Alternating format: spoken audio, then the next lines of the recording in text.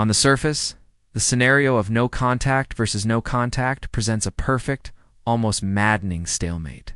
Two people mirroring each other's actions, creating a vacuum of communication where both are seemingly waiting for the other to flinch.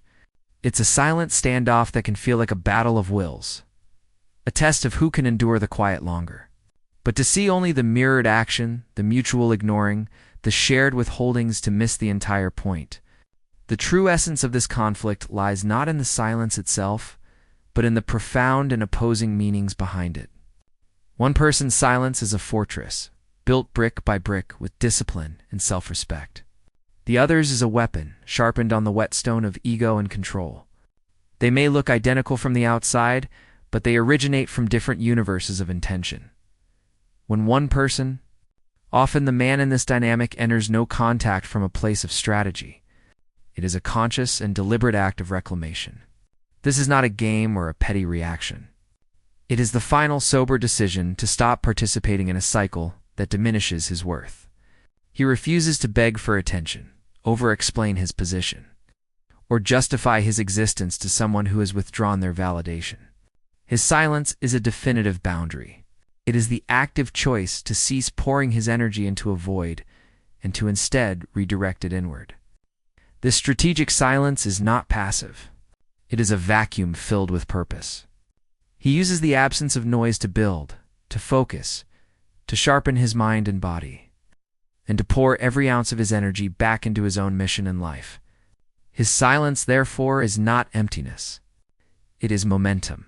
It is the sound of a man rebuilding his frame, recentering his gravity, and remembering that his value is self-determined and not up for negotiation, in stark contrast.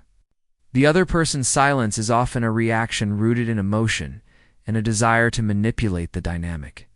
This is not a disciplined withdrawal, but an offensive maneuver. For this person, the cessation of contact is a test, a probe sent out to gauge the depth of their influence. The core question driving their silence is, how much power do I still hold over you? They withdraw their presence to create a panic, to see you scramble, to witness you break your own frame in a desperate attempt to re-establish the connection. They are fishing for data, the data of your desperation, and they are confident you will provide it. This silence is a performance, a play for control where they fully expect you to run in circles to prove your worth. It is rarely about healing or personal growth. It is about pulling strings from the shadows, confident that the puppet will dance. It is a silence that demands a reaction, that feeds on the anxiety it creates. This fundamental difference in motivation is what dictates the entire trajectory of the silent war. It is the difference between a move made from a position of inner strength and one made from a need for external validation.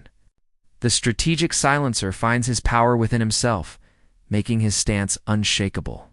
The reactive silencer derives their sense of power from the other person's response, making their position inherently fragile. One is building a life independent of the outcome. The other is waiting for a specific outcome to feel secure. From the outside, it may look like both are doing the same thing, ignoring, treating, withholding, but one is constructing a fortress, while the other is merely setting a trap. And in this duel, the one who builds from a place of discipline will always outlast the one whose position depends on the reaction of another. The initial phase of the silent war is defined by a critical, often misunderstood, transition. It shifts from a simple battle of wills, who can stay quiet the longest, to a profound test of internal fortitude. The outcome is not determined by a message sent or a phone call answered, but by the invisible internal work accomplished during the stretch of silence. The victor is not the one who speaks first, but the one who uses the absence of noise to become a more complete and powerful version of themselves. For the person who entered no contact with strategy, this period becomes a forge. The energy once wasted on anxiety, pleading, monitoring another person's emotional state is now reclaimed and redirected. This is not passive waiting. It is active building. He pours his focus into his physical health, his professional ambitions, his financial stability, and his social connections. His silence is filled with the momentum of progress. He is not merely refraining from contact, He is constructing a life so compelling that the original conflict begins to pale in significance. His absence, therefore, ceases to be a simple void and transforms into a statement. It creates intrigue and, eventually, respect. Because it demonstrates a terrifying and attractive truth: he is capable of moving forward without her. Simultaneously, on the other side of the silence, a psychological unraveling begins. The person who initiated the silence as a test of power operates from a completely different paradigm. Their initial confidence is often smug, built on the expectation of a familiar script. He panics, he chases, he proves his need for her. She waits, secure in the belief that his desperation will validate her influence. But as hours coagulate into days and days into weeks, a quiet dissonance sets in. The script is not being followed. The expected desperation does not materialize. The silence she intended as a cage for him begins to feel increasingly confining for her. The tools that once worked so effectively, withdrawal, emotional punishment, have suddenly lost their power. This is where the fundamental difference between a strategy rooted in discipline and one rooted in emotion becomes starkly apparent. She exists in the realm of emotion, and emotions are, by their very nature, fluid and unstable. The pride that fueled her initial withdrawal begins to curdle, replaced by a creeping vine of curiosity, then insecurity, and finally doubt. She finds herself checking her phone, not with anticipation, but with a growing sense of anxiety. She scrolls through his social media, not out of casual boredom, but as an investigator searching for clues, any sign that he is suffering, that her absence is felt. She fishes for reassurance from mutual friends, her questions laced with a need to confirm that he is still, in some way, orbiting her world. This behavior is the direct result of the strategic silencer's unwavering stance. His disciplined inaction forces her to confront a series of unsettling questions she never anticipated answering. Did I misjudge him? Was my power an illusion? Was I truly so replaceable? The silence she weaponized becomes a mirror, reflecting back not his weakness, but her own potential miscalculation. The discomfort she feels is the first undeniable crack in her composure, the initial signal that the dynamic is not just stalling, but actively shifting. The game she was so confident she was winning is now being played by a different set of rules. Rules she did not write and cannot control. The torment of the silent war is not in the silence itself, but in the brutal self-reflection it imposes when the expected reaction fails to arrive. This phase of the silent war is the crucible, the point where theoretical discipline collides with raw, gnawing emotion. The initial surge of resolve has faded. The reality of the silence sets in a vast, quiet expanse, where every minute stretches out, demanding to be filled. It is here, in this emotional no man's land, that the battle is most often lost, not by a dramatic surrender, but by a single, seemingly justifiable moment of weakness. For the person holding the line, the silence becomes a personal test of endurance against their own internal demons. The urge to reach out transforms from a simple impulse into a sophisticated internal negotiator, presenting compelling, logical-sounding arguments for breaking the silence. The mind concocts rationalizations. Maybe if I just explain myself one more time, she'll finally understand. Or a simple, "How are you?" is neutral. It doesn't count as chasing, or the most dangerous of all. I just need closure. These thoughts are siren songs, promising relief from the agony of uncertainty. This internal pressure is the true enemy, constant grinding down of one's resolve. Simultaneously, the external world seems to conspire against him. He might see a song that reminds him of her, drive past a familiar place, or hear a piece of news he instinctively wants to share with her. Each of these moments is a potential trigger, a landmine on the path of discipline. The phone itself becomes a torment, a black rectangle of potential and dread. The act of not texting, not calling, becomes an active struggle or conscious. Daily, sometimes hourly, decision to remain silent. This is the unglamorous reality of the silent war, a brutal, grinding battle fought in the quiet corners of the mind, where victory is measured not by grand actions, but by the countless small temptations successfully resisted. The catastrophic cost of breaking silence at this stage cannot be overstated. It is not merely a minor setback. It is a total strategic collapse.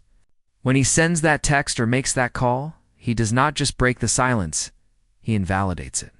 Every day of disciplined silence that came before is instantly rendered meaningless, transformed from a display of strength into a mere prelude to his eventual capitulation. He provides the very data she was waiting for all along, confirmation that his emotional state is still dependent on her actions. His reach out, no matter how casual he tries to make it, screams one thing: I am still waiting for you. Your silence has worked. In that moment, he relieves all the psychological pressure that had been building on her. He rescues her from the discomfort of her own doubt and hands her back the reins of control. The game resets entirely, but now from a position of profound weakness, as she now knows with certainty the limits of his endurance.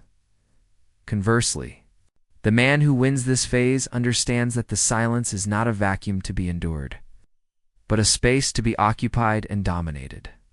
He does not simply not contact her. He actively builds a new reality within the silence. He pours his restless energy into the gym, into his work, into his hobbies. He fills the quiet with progress. His discipline transforms from a negative act of not doing into a positive, empowering force of self-creation. He thrives in the quiet, not in spite of it, but because of it. His unwavering stance, his visible growth through indirect channels, and his sheer indifference become a relentless, silent pressure on her. While she is waiting for a sign of weakness, he is providing endless evidence of his strength. His victory in this critical test is not marked by a message received, but by the profound realization that the need to reach out has died, replaced by the satisfaction found in his own evolving life. By mastering the internal war, he wins the external one without firing a single shot. The shift is rarely announced with fanfare. It is a quiet, seismic change in the emotional landscape, felt long before it is seen. After the crucible of endurance has been passed, a new phase begins, characterized not by a stalemate, but by a subtle yet undeniable transfer of power. The initial confident silence from her side begins to show its structural flaws.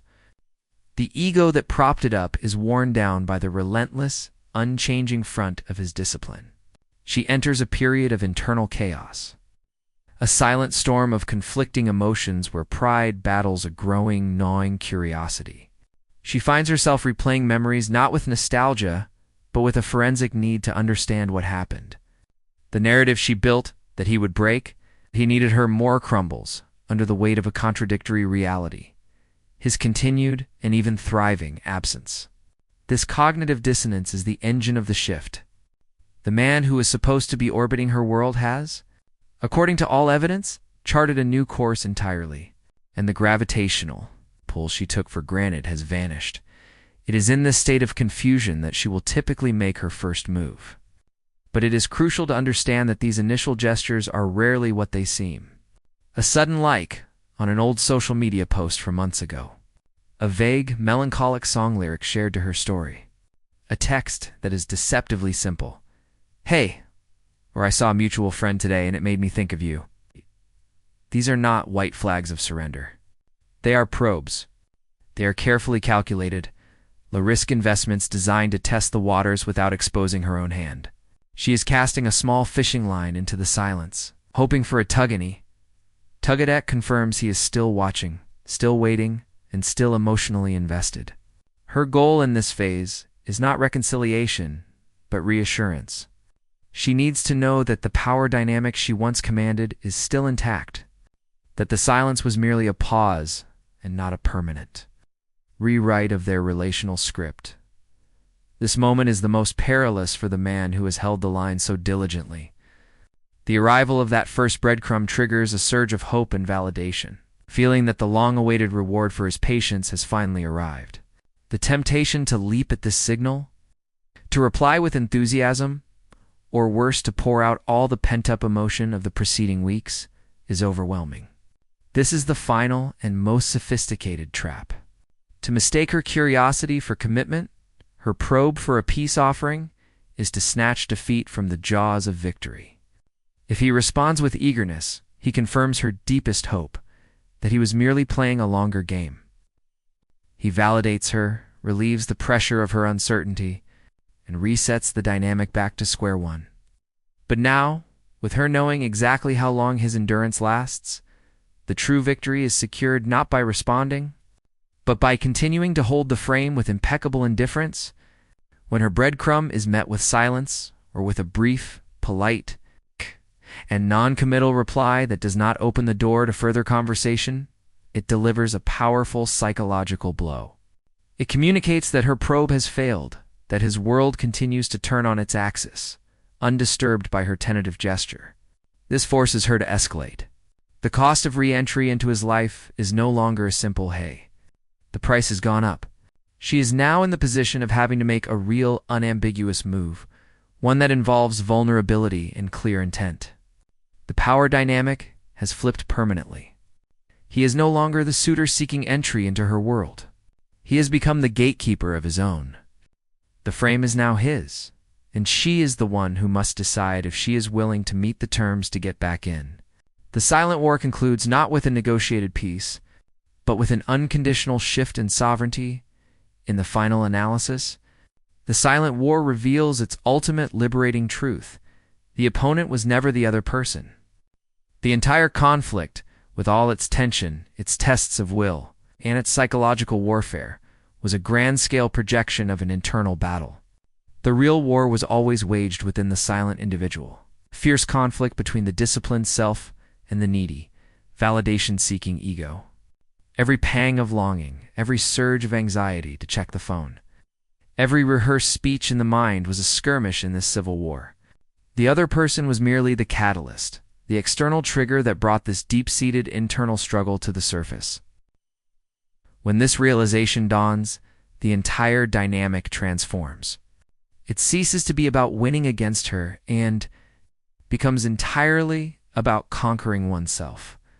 The man who emerges victorious is not the one who got her back. He is the one who, through the relentless practice of restraint and self-focus, reclaimed his own sovereignty. The prize was never her attention, but the profound and unshakable self-respect forged in the fire of silence. He proved to himself that his emotional equilibrium, his sense of worth, and his life's momentum are not commodities to be traded for affection or approval. He learned the most powerful lesson a man can learn, that he is capable of being his own source of validation. This is the foundation of true strength, a strength that is immune to the silent treatments or the emotional games of others. The silent war in this light was not a destructive conflict, but a brutal and necessary initiation. It was the process through which he shed the neediness that made him vulnerable and built an identity that is self-defined and self-sustaining. This internal victory reshapes his entire world, regardless of the other person's actions. If she returns, it is not a moment of triumphant reclamation, but a moment of sober evaluation. The question is no longer, does she want me?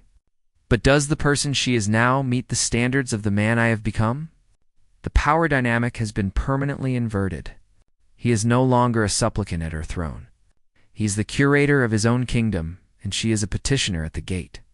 He can assess her offer with clarity, free from the desperate clinging that once clouded his judgment. The relationship, if it resumes, begins on a fundamentally new and healthier footing, built on earned respect rather than manipulative control. Conversely, if she never returns, the victory is no less sweet. Her permanent absence is simply the final piece of data, confirming that she was never a true partner, but a lesson. It is a clarity that liberates him from a cycle of hope and disappointment, freeing his energy for pursuits and people who are truly worthy of the man he has worked to become. The silence has acted as the ultimate filter, separating what was real from what was merely convenient and what was genuine from what was a game. In her disappearance, he loses nothing of value, but gains everything: his freedom, his self-knowledge, and his power. Therefore, the silent war's greatest triumph is that it renders the original question, who will break first, utterly irrelevant. The man who endures with purpose wins the only prize that ever mattered, himself. He becomes the man who does not beg, who does not chase, and who cannot be manipulated by withdrawal. This is the man who commands respect not by demanding it, but by embodying it. And whether she comes back or not, he is already complete. The war is over because the need that started it has been extinguished from within. He is finally and unassailably free.